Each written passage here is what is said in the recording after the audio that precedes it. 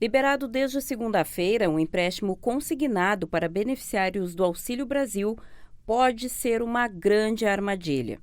Primeiro, pela alta taxa de juros, fixada num teto de 13,5% ao mês. Num primeiro momento, fazendo aí um comparativo com taxas de empréstimo pessoal, cartão de crédito e cheque especial, ela parece muito pequena, mas essas modalidades de crédito não podem ser utilizadas como referência. É necessário atentar para a taxa de juros, né? A taxa de juros em 3,5, que é o teto que foi permitido colocar, é ainda um percentual muito alto para a atual conjuntura brasileira. Se nós analisarmos de acordo com alguns dados, né, a taxa de juros para outros produtos financeiros, cartão de crédito quase 400% ao ano, cheque especial em torno de 160% ao ano, né, ou seja, outros produtos de crédito está bem alta, está gigantesca. Então, comparar com essas taxas de juros, para quem tem uma relativa renda, para quem tem um relativo poder de compra, é diferente. Né? Estamos falando em famílias em situação de pobreza ou de extrema pobreza. Então, a perspectiva dessas famílias de conseguir a garantia de pagar esse valor vai depender não somente do auxílio, que possa vir a ser recebido no futuro, mas também de uma renda para além desse auxílio, de trabalho ou similar. Outro ponto importante diz respeito à manutenção ou não deste benefício. Conforme o orçamento previsto para 2023, a reserva de recursos apontada no texto da lei é para o pagamento de um auxílio de R$ 405. Os 600, hoje pagos pelo governo, já têm data certa para acabar, dia 30 de dezembro. Logo, quem pegar um empréstimo pode ficar feliz hoje e arrumar uma dor de cabeça para os próximos meses. Aliás, não vamos esquecer, estamos frente a uma eleição que pode mudar tudo a partir de janeiro. Nós não temos previsibilidade orçamentária para a manutenção desse auxílio emergencial no valor de R$ 600. O projeto enviado pelo atual presidente, né, o presidente Bolsonaro, consta como R$ 405, né? Ou seja, querendo ou não, são um terço a menos, pelo menos que não vai se ter, né?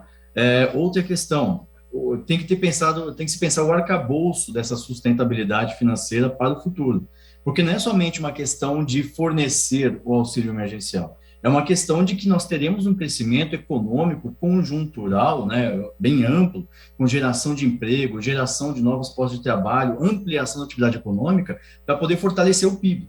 Porque a previsão que nós temos do PIB atualmente, né, de acordo com o relatório do Banco Central que saiu hoje, é de 0,5%, meio por cento de crescimento do PIB para o ano de 2023. Ou seja, nós estamos sem essa previsibilidade, né? E sem contar o seguinte, né, uma questão que você bem colocou, né, eu peguei aqui um exemplo, se uma pessoa, a taxa de auxílio, do Auxílio Brasil, do consignado para o Auxílio Brasil, ele trabalha com um teto de 3,5% ao mês, né, o que já é um juros bastante alto quando a gente analisa o perfil das pessoas que demandam o Auxílio Brasil, daqueles que estão seriamente enquadrados legalmente dentro do processo dos pré-requisitos, né?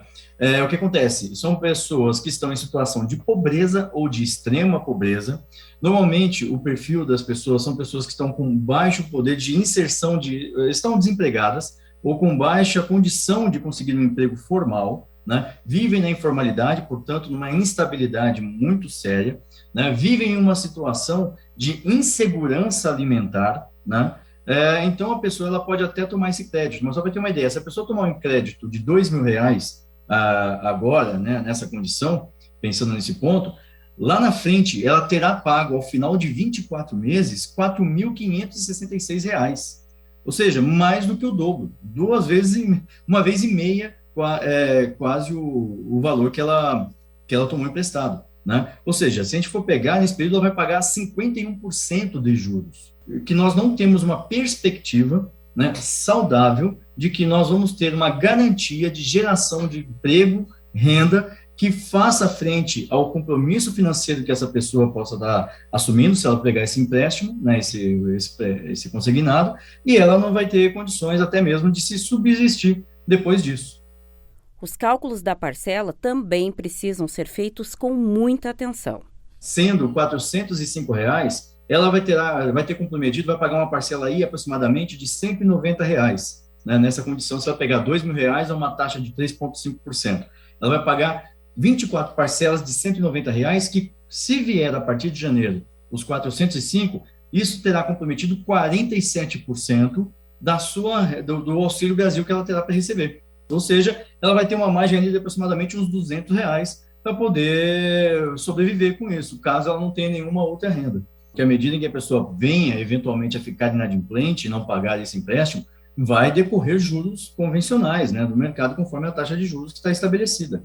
Segundo Boa Vista, um bureau de crédito brasileiro que analisa perfis de comércio e crédito no Brasil, em torno de 65% dos brasileiros está com 3 ou mais contas em atraso. Entre os fatores apontados para esse indicador, a diminuição da renda atinge 24% dos brasileiros. E o outro ponto, o desemprego, esse bateu na porta de mais de 30% da população. Pode chegar a uma situação de maior endividamento da sociedade brasileira, que hoje, de acordo com a Confederação Nacional do Comércio, atingiu quase 80% das famílias endividadas, né, em situações com dívidas aí colocadas.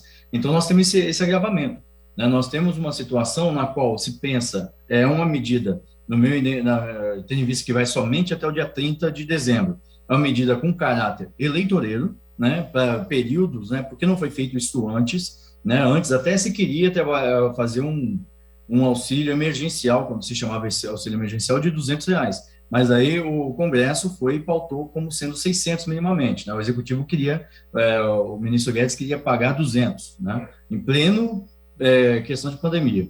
E tem outra situação, né? O que está garantindo esse Auxílio Brasil é a situação colocada como sendo de gravidade econômica, alegando principalmente a questão da guerra com a Ucrânia, né? Mas o que acontece? Pode ser, se vier a chegar a um acordo naquela situação e que não caracterize essa questão, o que vai ser feito para garantir esse pagamento desse auxílio emergencial? E até porque se torna contraditório. Se está usando uma medida provisória, alegando problemas econômicos graves para se pagar o Auxílio Brasil, mas, de um outro lado, quer apresentar uma economia pujante que está crescente, se torna uma situação contraditória. Em casa deve ter gente pensando, mas o que eu tenho a ver com isso? A resposta é tudo, meu amigo. Tem tudo a ver com isso. Mesmo não sendo beneficiário do auxílio, essa movimentação econômica, mais dia ou menos dia, vai bater na tua porta. Que é uma questão que nos faz ter um exercício de olhar para o próximo, não somente no ato, no momento de caridade, mas também entender como as pessoas que são impactadas, né, negativamente no aspecto econômico podem atingir, inclusive, as pessoas que estão ali relativamente empregadas, com o seu salário, né, uma classe média, eventualmente, né? Só para a gente poder ter uma noção, antes dessa situação de segurar o preço do combustível, do ICMS, quando a gente analisa os dados do IPEA, né, que é a inflação por faixa de renda, a gente podia notar que a faixa de renda no início do ano para a população mais pobre era 20% maior do que era para a população mais rica, né, para a faixa de renda mais alta. E à medida em que foi evoluindo para o andamento, né, ali do segundo semestre, essa inflação foi se igualando tanto para o mais pobre quanto para o mais rico. Então, lá na frente, tudo se mistura, todos nós sofremos da mesma forma, somos impactados, alguns em maior ou menor grau, mas no longo prazo, todos acabam pagando por esse preço, né? Por meio dos seus impostos, por meio das suas atividades, que rendem qualquer tipo de tributação, e isso vai ter um reflexo. Isso do ponto de vista financeiro, né, econômico. Mas tem um ponto de vista social também, que é o mais agravante, que é uma situação na qual poderá ser inviabilizado, né, um processo de melhora da qualidade de vida e de melhores salários decorrente da exacerbada oferta de mão de obra que vai ficar parada no mercado. Então, isso traz um achatamento dos salários devido à maior competitividade, que as pessoas vão precisar arrumar emprego, cuidar de suas famílias de qualquer forma, né, para poder dar sustento adequado, e com isso elas vão aceitar salários relativamente menores, né, porque vai ter sempre alguém querendo pegar o lugar delas. Então, nesse ponto, com a queda do poder de compra, reduz o processo produtivo. Se reduz o processo produtivo, reduz a mão de obra que faz esse trabalho. E se reduz a mão de obra, aumenta o desemprego e reduz ainda mais o poder de compra, e isso vai ser a chamada bola de neve ladeira abaixo, né, digamos assim. Nós temos que ficar atentos, todos, independente da faixa etária, independente da faixa de renda, independente de qualquer coisa, nós temos que ficar atentos para poder saber quais são os impactos que uma eventual inadimplência de grande porte, de grande monta, pode provocar no sistema econômico, o que afeta todas as pessoas.